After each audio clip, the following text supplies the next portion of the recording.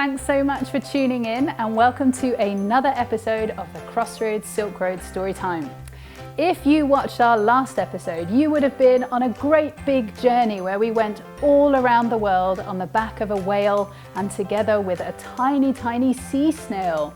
In this episode, we're going to be visiting just 2 different countries. In a minute, I'll tell you which ones they are. Our story today is all about a little boy called Hassan. Hassan is from Somalia, which is a country in Africa. And in our story, he has just moved to England. And he is getting used to how different life in England is than what he is used to in Somalia. Before we go on with our story, we need to find those countries on the map. So let's have a look now. So here is the Storytime world map. And Somalia is in the continent of Africa. And it's one of the orange-coloured countries. Can you spot it? That's right, it's right here. This is Somalia, where Hassan is from. Now we're going to find England, which is where he moves to in our story. Can you see it? I can. Here it is. So we found the places on the map. We found Somalia on the map and we found England on the map, which means now it's time for us to hear Hassan's story. First of all though, have you got your Storytime bottoms ready? Let's get them nicely positioned on the ground. Next, let's find our Storytime ears and click them on. Click, click. And finally, our Storytime eyes. Let's attach them. Shakoom, shakoom. And everyone was nice and quiet. Our story today is The Colour of Home by Mary Hoffman and Karin Littlewood. "We have a new boy joining us at school today," said Miss Kelly. "He's called Hassan, and he's from Somalia. I want you to make him feel at home." But the classroom didn't feel like home to Hassan at all. In his real home, he had lessons out of doors from early in the morning until the sun got too hot in the middle of the day. Here he had to stay indoors except at midday, when he shivered outside in the damp playground. The children were friendly. They smiled at Hassan and one of the boys kicked a football towards him. But he didn't understand anything that anyone said, only his name and hello and toilet. It was tiring remembering even a few English words. After lunch, which Hassan didn't eat because he didn't know what it was, Miss Kelly gave all the children big sheets of gritty grey paper and pinned them to easels. She gave Hassan paintbrushes and a pot of water and showed him where all the colours were. He understood from her smiles and movements that she wanted him to paint a picture, but he had never done such a thing before. He watched the other children for a while, then chose a bottle of bright blue. He painted a blue sky without any clouds, then a white house, a yellow sun, and a mimosa tree. Outside the house he made stick figures, himself, his father, his mother holding a bundle that was his baby sister, his grandparents, his uncle, his 2 cousins. There were 9 people outside the house who all lived inside it. Then Hassan took more paint and put in the animals, a flock of white sheep, some brown goats, and a small sandy creature which was supposed to be his cat. "What a lovely picture, Hassan," said Miss Kelly. "What beautiful bright colours." But Hassan hadn't finished. Now he chose red and orange and painted big flames on the roof of the house. The blue sky changed to a murky purple. He drew another stick figure with a gun and made black bullets come out of it. He took the red paint again and splattered it on the white walls of the house. He smudged his uncle out of the picture. "Oh, Hassan," said Miss Kelly, "it's all spoilt. What a shame." Hassan didn't know what her words meant, but he heard the sadness in her voice and knew that she understood the picture. "What did you do at school today?" asked his mother, when she brought his little sister Naima to collect him. "Painting," said Hassan. "Can I see?" she said. All around them, other children were showing their pictures to their mothers. "No," said Hassan, "the paint is still wet." He didn't want his mother to be sad. "You can see it tomorrow." The next day, Hassan wanted to tell Miss Kelly that he must make a new picture, but she had someone with her, a Somali lady wearing a black hijab like his mother's, only she also wore blue jeans and a black leather jacket, like a Western woman. "Hello, Hassan," said the woman. Then she began to speak to him in Somali. "I'm Fila. I've come to translate for you and help with your English. Miss Kelly thought you might want to tell us about your picture." So another teacher taught the rest of the class maths, and Hassan sat in the reading corner with Fila and Miss Kelly and his picture. "That's my house in Somalia," he said, looking at Fila, who put his words into English. "That's my family," and he named them all, right down to the baby. "And that's my cat, Musa, who we had to leave behind." "And who's this?" asked Miss Kelly, pointing to the smudge near the red splashes.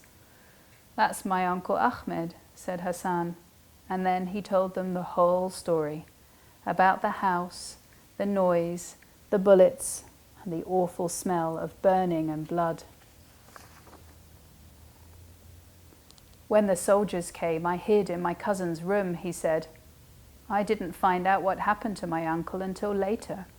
My father came and fetched me from under the bed and said we were leaving. We all went straight away, except my uncle.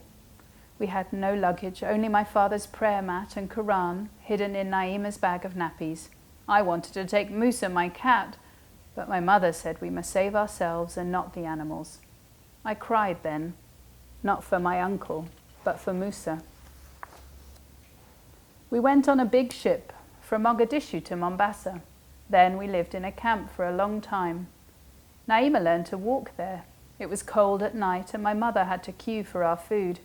People stole things and all my mother's gold jewellery disappeared. But I think that was because we bought tickets to England. My cousins and grandparents stayed behind. I was frightened when I saw the plane we were going to fly in because I thought it might have bombs in it. The journey was so long, but I wasn't happy when it was over. Our new country seemed all cold and grey, and the flat we live in is grey too, with brown furniture. We seem to have left all the colours behind in Somalia." Hassan talked for an hour, and then he ran out of words even in Somali. When he finished, Miss Kelly had tears in her eyes. "Tell her I want to make another picture," Hassan said to Fila, "for my mother." Then he played football with the friendly boy who pointed to himself and said, "Jake." That afternoon, Hassan painted a new picture. It had blue sky, the white house, and the yellow mimosa. But this time there were no people, just sheep and goats and Musa the cat with his long, spindly legs. There were no flames or bullets. By going home time, the picture was dry. "It's beautiful," said Hassan's mother. "It's our home in Somalia," said Hassan. "I know," said his mother. "We'll put it on the wall of our home here in England." "Let me push Naima," said Hassan, and he walked home pushing his little sister in her pushchair. At home, they showed the picture to his father, who stuck it on the wall. The blue, yellow and white looked bright against the grey paint. Next to it hung the maroon prayer mat which had come with them on their travels.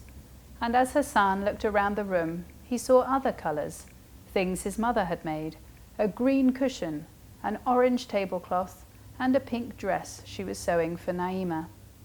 Just then the sun came out and there was a blue sky outside their window. Hassan looked at his family and said, "Daddy, can we have a new cat?"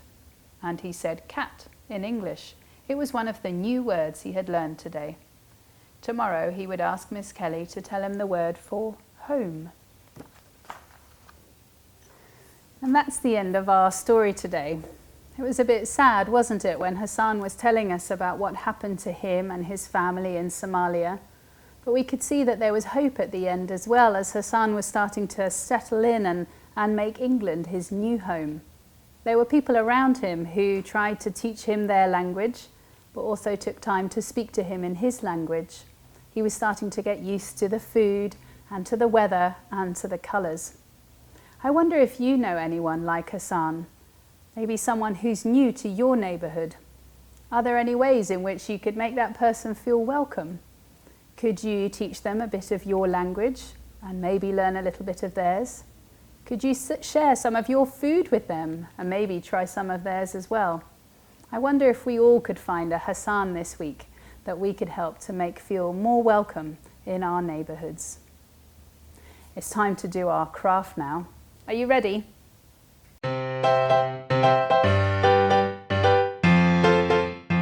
For our craft today, we're going to put together a collage of the colours of our home. So everyone's collage is going to look a little bit different, and for sure yours is not going to look like mine. But when I think about my home, I think about the colour red. I've got some red bits and pieces here that I'm going to use in my collage. There's lots of red in my home, and so that's the thing that reminds me of my home. I live in a place that gets very, very stormy blue skies sometimes, and so I've got some dark blue that I'm going to use on my collage that represent the stormy blue skies I get in where I live. There's also lots of green where I live, and so I've got some green things that I'm going to stick onto my collage that help me remind me of all the green around me. Sometimes in those thunderstormy skies that we get in the summer, there's white clouds as well, and so I've got some cotton wool that help remind me of the white clouds in my home area. Sometimes the sun comes out and it's very bright where I live, and so I've got some yellow here, and I'm going to use these to create a sun on my collage. And the last thing I've got for my collage is a little cutout of myself, waving and hopefully making people feel welcome. I'm going to put all of those things together on a piece of cardboard. You can use a piece of paper. I used glue, but you could also use double-sided tape. And like I said, everyone's collage is going to look a little different because of course all the colours are going to be different in your home compared to mine. I'll show you the end result for mine. Here's my home. I've got a red house, lots of green that I showed you for all the greenery around me, the very, very, very hot sun that comes out in the summer, but also sometimes the stormy blue skies, and sometimes the white fluffy clouds that we get here as well. The final thing that I did here is I thought about my pet, because Hassan talks about his pet Musa, and I've got some pet fish, so I've stuck them on there. And there's a colourful picture of my home, the colours of my home. I wonder what the colours of your home are and what your collage is going to look like. Do send us a picture because we'd love to hear from you. All right, friends, we have done our craft, we have heard our story, so now we are at the end of this episode of Storytime. You might like to take a moment to share Hassan's stories with your friends so that we can all find ways to help people like Hassan feel welcome. See you next time. Bye.